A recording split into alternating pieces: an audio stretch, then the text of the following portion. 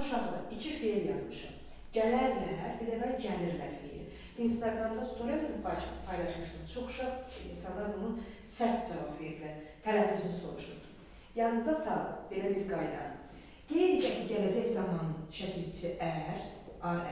Bir də indiki zamanın şəkilçisi ır, ür şəkilçisindən sonra işlənən lar, üçüncü şəxsin şəxs sonluğunun şəkilçisi, üçüncü şəxsin şəxs sonluğunun şəkilçisi lar, tələffüzdə bu formada tələffüz olur. Məsələn, olur, gələr,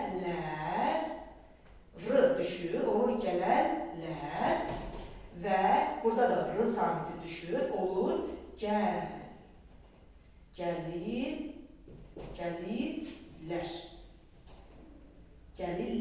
L. Bu formada tələffüz olur, gəlirlər. Ancaq bəzi,